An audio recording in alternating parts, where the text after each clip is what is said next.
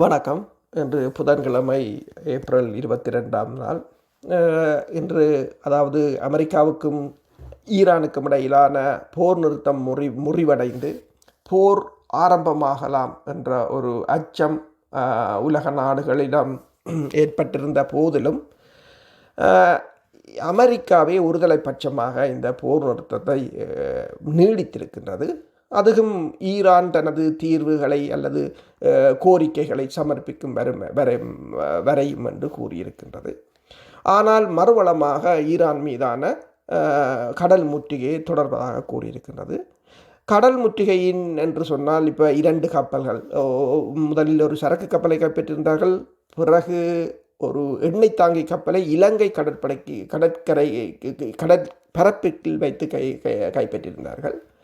அதற்கு பதிலடியாக இப்போது ஈரான் ஓமான் வளைகுடாவில் சரக்கு கப்பல் மீது தாக்குதல் நடத்தியிருப்பதாக கூறப்படுகிறது. அது தொடர்பாக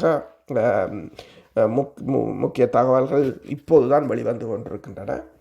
அதே நேரம் பார்த்தீங்கன்னு சொன்னால் துருக்கி பகுதியில் அமெரிக்காவின் CH-47 ரக உலங்கு வானூர்தி ஒன்று விழுந்து நொறுங்கியிருப்பதாக கூறப்படுகின்றது. அதாவது இது யாரும் எதிர்பார்க்காத ஒரு திருப்பம்.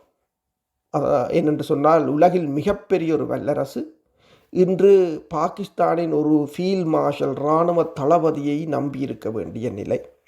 அந்த பாகிஸ்தான் தளபதி கூறியதற்காக தாங்கள் போர் நிறுத்தத்தை நீடித்திருப்பதாக கூறுகின்ற ஒரு நிலையை உலகம் பார்த்து கொண்டிருக்கின்றது. இதில் அதாவது இந்த போர் நிறுத்தத்தை நீடிப்பதற்கு வியன்னாவிலேயோ அல்லது ஜெனீவாவிலேயோ அல்லது UNலேயோ பேச்சுவார்த்தை நடத்தப்படவில்லை. அல்லது ஐரோப்பாவின் நாடுகளோ நேட்டோவின் அணியினரோ இதற்கு உதவி வழங்கவில்லை. அமெரிக்காவுக்கு இப்போ உதவியை வழங்கி கொண்டிருப்பது பாகிஸ்தான் ஒரு இராணுவ தளபதி. அதாவது நாம் அறிந்தபடி இந்த உலகின் முடிவு பற்றி இப்போது, அதாவது தற்போதைய உலக ஒழுங்கின் முடிவு பற்றி தான் இதில் பேசலாம் என்று யோசிக்கிறோம். அதாவது கடிகாரம் பூஜ்ஜியத்தை தொடும் சரியான நேரத்தை சொல்ல முடியாது. ஆனால் அமெரிக்காவின் அமைதியின் சரிவு மற்றும் 2027ஆம் ஆண்டில் உலகளாவிய நிலப்பரப்பு எப்படி இருக்கும் என்பது தற்போது நடைபெறும் சம்பவங்களை பார்த்து இலகுவாக கணிக்கக்கூடியதாக இருக்கின்றது. இந்த சரிவு எவ்வாறு வேகமடைந்து வருகிறது என்பதை புரிந்து கொள்வதற்கு நாங்கள் அண்மை காலமாக வெளிவந்து கொண்டிருக்கின்ற காணொளிகளை பார்த்தாலே புரிந்திருக்கும். இது தற்போதைய நிர்வாகம் அவர்கள் உலகளாவிய ஸ்திரத்தன்மை பற்றி பேசுகிறார்கள் இந்த காணொளிகளில்.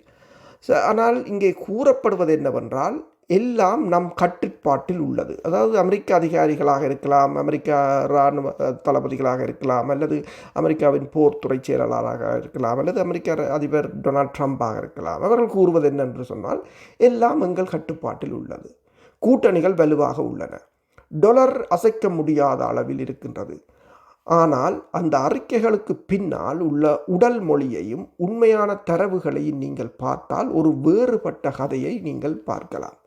உலகம் என்றென்றும் பழைய விதிகளை பின்பற்றும் என்று அவர்கள் எதிர்பார்த்து கொண்டே வந்திருக்கிறார்கள். உலக தெற்கு நாடுகள் விலகத் தொடங்கும் என்று அவர்கள் எதிர்பார்க்கவில்லை. பிரேசில், சவுதி அரேபியா மற்றும் இந்தோனேஷியா போன்ற நாடுகள் வெளியேறுவதற்கான வழிகளை தேடத் தொடங்கும் என்று அவர்கள் எதிர்பார்க்கவில்லை. சரி, எனவே அவர்கள் அடிப்படையில் சொல்வது என்னவென்றால் தாங்கள் மட்டுமே ஒரு வல்லரசாக இல்லாத ஒரு உலகத்திற்கான திட்டம் அவர்களிடம் இல்லை என்பது தான். அதாவது தாங்கள் இந்த உலகத்தின் வல்லரசாக இருக்க மாட்டோம் என்று அவர்கள் கனவிலும் நினைக்கவில்லை. சரி, இதுதான் அவர்களுடைய அதிகாரபூர்வமான நிலைப்பாடு. இப்போது அமெரிக்கா வெளியுறவுத்துறையின் உயர் அதிகாரி என்ன சொன்னார் என்றால், மனித வரலாற்றிலேயே மிகவும் வெற்றிகரமான ஒரு சகாப்தத்தை தாம் உருவாக்கியுள்ளோம் என்றும், ஆனால் என்ன காரணத்தினாலோ உலகில் உள்ள மற்ற நாடுகள் நன்றி கட்டத்தனமாக நடந்து கொண்டிருப்பதாகவும் அவர் கூறியிருக்கின்றார். பிரச்சனை நமது கடனோ அல்லது நமது வரம்பு மீறிய செயல்களோ அல்ல. நாம் எல்லாவற்றையும் சரியாக செய்தோம். ஆனால் என்ன காரணத்தினாலோ குறுகிய பார்வை கொண்ட இந்த மற்ற நாடுகள், குறிப்பாக அவர்கள் நேட்டோவை கூட கூறுகிறார்கள், நமக்கு அவர்கள் தேவைப்படுவதை விட அவர்களுக்கு நாம் தான் அதிகம் தேவை என்பதை உணரவில்லை. இதுதான் தூதரக அதிகாரிகளின் மனப்பான்மையாக இருக்கின்றது. அமெரிக்க அதிபரின் மனப்பான்மையும் அவ்வாறு தான் இருக்கின்றது. எனவே தான் நேட்டோ மீது அவர் கூறுகிறார், நேட்டோவுக்குத்தான் நாங்கள் அதிகம் தேவை, இருந்தாலும் நேட்டோ எங்களை புறக்கணிக்கிறது என்று சொல்லி. பின்னர் இங்கு கூட்டு தளபதிகளால் பிரதிநிதித்துவப்படுத்தப்படும் இராணுவ தலைமை என்ன கூறுகிறது என்று சொன்னால், அவர்களின் மனப்பான்மை என்னவென்று சொன்னால், நம்மிடம் விமானம் தாங்கி கப்பல்கள் உள்ளன, நம்மிடம் ஸ்டெல்த் ஜெட் விமானங்கள் F-15 F-35 ரக விமானங்கள் உள்ளன, நாம் வரலாற்றிலேயே மிகவும் வலிமையான சக்தி, மேலும் நம்மிடம் மிகப்பெரிய ஆயுத பலம் உள்ளது, நாம் மாற வேண்டியதில்லை, நாம் அதே நிலையில் தான் இருப்போம். இதுதான் இராணுவத்தின் மனநிலை. இப்போது உலகளாவிய நிதி அமைப்பை காப்பாற்ற இரகசிய பேச்சுவார்த்தைகள் நடப்பதாக ஊடகங்கள் செய்திகளை வெளியிடுகின்றன. ஆனால் இராணுவமோ இல்லை, நாம் இன்னும் அதிக சக்தியை வெளிப்படுத்துவோம் என்று சொல்கிறது. சரி, ஆக இவர்கள் நீங்கள் தெரிந்து கொள்ள வேண்டிய மிக முக்கிய நபர்கள் ஆவார்கள். இவர்கள் உலகத்தில் மிகப்பெரியொரு முதலீட்டு நிறுவனத்தின் தலைமை நிர்வாக அதிகாரிகள் என்ன கூறுகிறார்கள் என்று சொன்னால், அதாவது கண்டங்களின் மொத்த உள்நாட்டு உற்பத்தியை விட அதிக பணத்தை அவர்கள் நிர்வகிக்கிறார்கள் இந்த நிறுவனங்களின் அதிகாரிகள். மேலும் பன்முனைத்தன்மை உலகத்திற்கான மாற்றம் குறித்து அவர்களிடம் கேட்டபோது அவர்கள் என்ன சொல்கிறார்கள் என்று சொன்னால், பழைய அமைப்பு அழிய நாம் அனுமதிக்க முடியாது. அப்படி என்றால், அப்படி செய்தால் கடந்த 80 ஆண்டு காலமாக கடந்த 80 ஆண்டு கால செல்வத்தின் முழு அடித்தளமும் மறைந்துவிடும். இதுதான் இந்த கோஆப்ரேட் நிறுவனங்களின் அதிகாரிகளின் கருத்து. அவர்களின் கருத்து என்று சொன்னால், தாங்கள் கடந்த 80 வருடங்களாக சேர்த்து வைத்த செல்வத்தின் அடித்தளமே அழிந்துவிடும் இந்த அமைப்பு, அமெரிக்கா தலைமையிலான அமைப்பு அழிந்தால். அதாவது எந்த விலை கொடுத்தாவது அமெரிக்கா அமைதியை பேண வேண்டும் என்று அவர்கள் விரும்புகிறார்கள். ஆனால் அவர்கள் கணிக்காத விஷயம் என்னவென்று சொன்னால், அதற்கான விலை ஏற்கனவே மிக அதிகமாக உள்ளது. முடிவில்லாத தலையீடுகளுக்கு நிதியளிக்க நீங்கள் ட்ரில்லியன் கணக்கான டாலர்களை அச்சிடாமல் இருந்திருந்தால் இந்த பணவீக்க பிரச்சனை அமெரிக்காவுக்கு இருந்திருக்காது. நீங்கள் வங்கி அமைப்பை ஒரு ஆயுதமாக பயன்படுத்தாமல் இருந்திருந்தால் மற்ற நாடுகளுக்கு தங்களின் சொந்த அமைப்புகளை உருவாக்க ஒரு சாக்குப்போக்கு கிடைத்திருக்காது. ஆனால் அவர்கள் என்ன சொல்கிறார்கள் என்று சொன்னால், கடந்த காலத்தை பற்றி கவலைப்பட வேண்டாம், அந்த அமைப்பு தோல்வியடைந்து வருகிறது, எனவே நாம் இதில் இன்னும் தீவிரமாக இறங்க வேண்டும் என்று மற்ற நாடுகள் இப்போது தங்களுக்கான கட்டமைக்கும் முயற்சியில் தீவிரமாக இறங்கியிருக்கின்றார்கள். சரி, இது தென்கிழக்கு ஆசியாவில் உள்ள ஒரு துறைமுகத்தில் நீங்கள் பார்த்தீர்கள் என்று சொன்னால் ஒரு கப்பல் நங்கூரம் இடுகின்ற காணொளியை நீங்கள் பார்ப்பீர்கள். சாதாரணமாக அது அமெரிக்க டாலரை முற்றிலும் தவிர்த்து, இந்த கப்பலை பார்த்தால் நீங்கள் சீனாவில் இப்போது போய் நங்கூரமிடுகின்ற கப்பலோ அல்லது மலேசியாவில் போய் நங்கூரமிடுகின்ற கப்பலோ நீங்கள் பார்த்தால் அது அமெரிக்க டாலரை முற்றிலும் தவிர்த்து தனது முழு பணப்பரிவர்த்தனையும் உள்ளூர் நாணயத்தில் அல்லது சீனாவின் நாணயத்தில் அல்லது ரஷ்யாவின் நாணயத்தில் செய்து முடிக்கிறது. அதாவது நீங்கள் பார்ப்பது போல் இதை தடுக்க அமெரிக்காவின் கருவூலத்தால் எதுவும் செய்ய முடியாது. அது தானாகவே நடந்து கொண்டிருக்கிறது. இது ஒரு டிஜிட்டல் பரிவர்த்தனை, தொலைவில் நடப்பது கண்ணுக்கு புலப்படாது. மேலும் இது அமெரிக்க பேரரசின் முதன்மை செல்வாக்கை மெல்ல மெல்ல அளிக்கின்றது.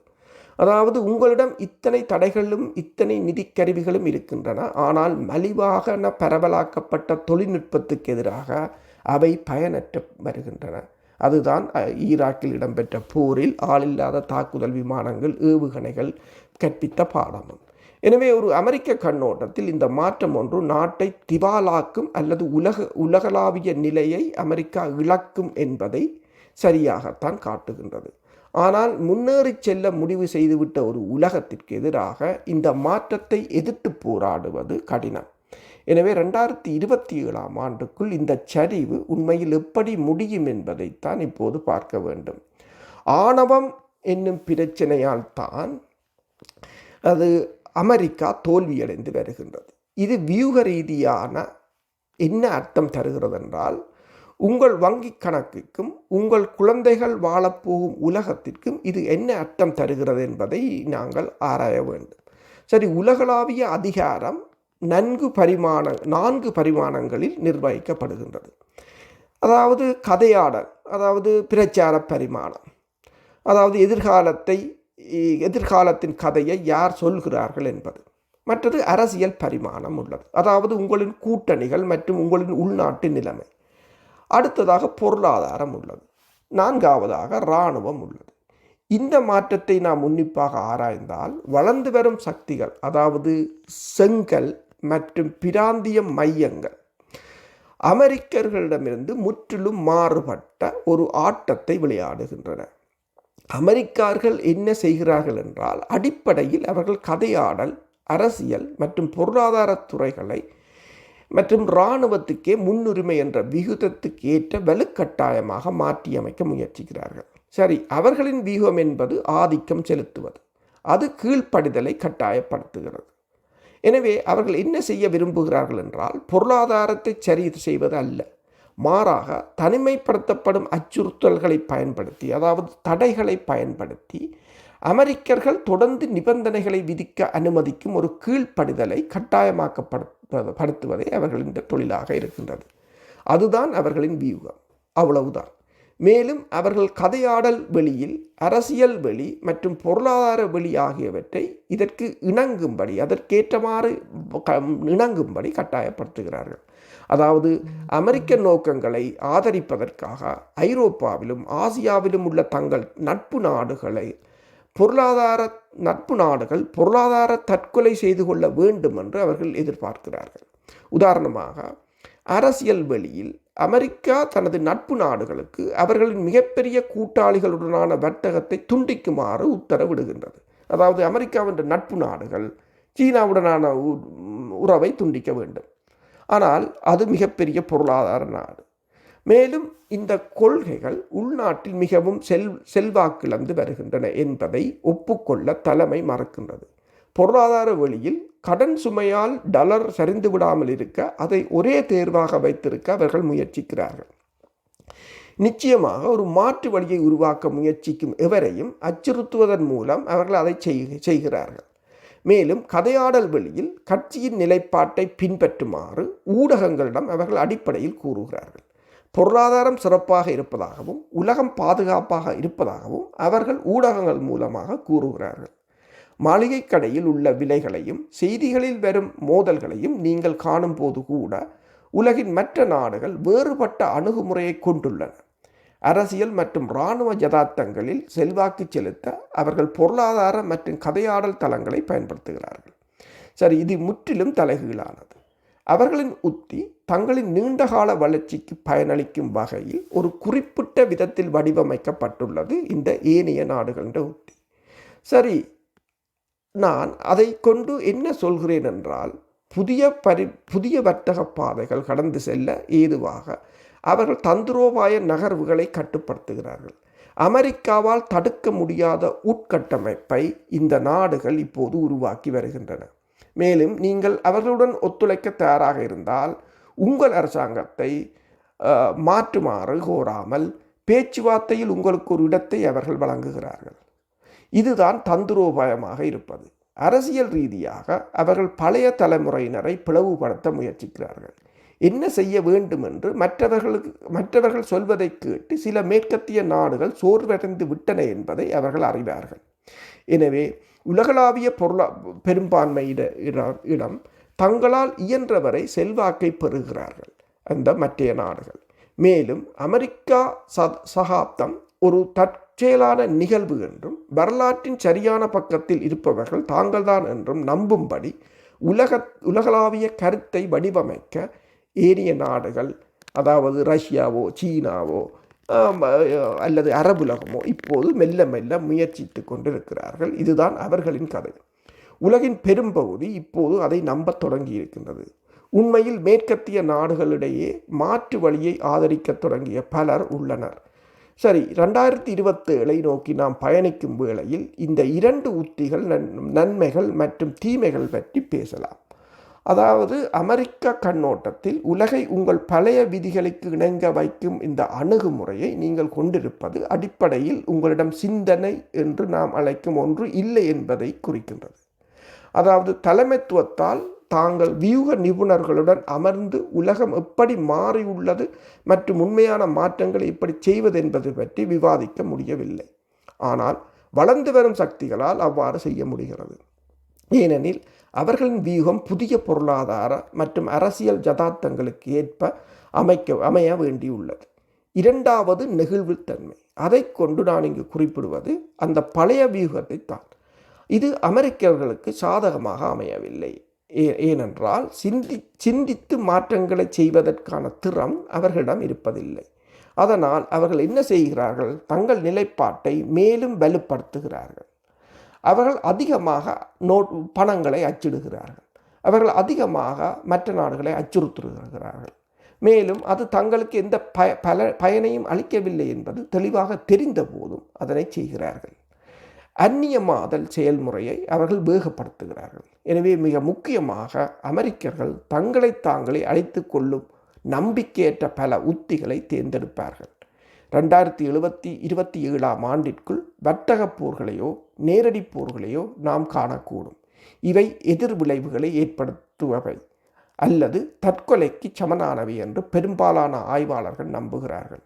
மறுபுறம், அதாவது இந்த அமெரிக்காவுக்கு எதிரான மறுதரப்பினர் தங்கள் உத்திகளை பொருளாதார மற்றும் அரசியல் யதார்த்தங்களுக்கு ஏற்ப மாற்றிக்கொள்ள முடியும். அவர்கள் ஒரு மாபெரும் போரில் வெற்றி பெற தேவையில்லை. பழைய அமைப்பை பராமரிப்பது மிகவும் செலவுமிக்கதாக மாறும் வரை அவர்கள் காத்திருந்தால் மட்டுமே போதும். அவர்கள் மீள்திறனை கட்டமைக்கிறார்கள். வேறு வார்த்தைகளில் கூறுவதானால், தங்களுக்கு பயனளிக்காத ஒரு இராணுவ உத்திக்கு உலகை இணங்க வைத்தால் நிலைமை கடினமாகும் போது அவர்கள் உங்களை ஆதரிக்க மாட்டார்கள்.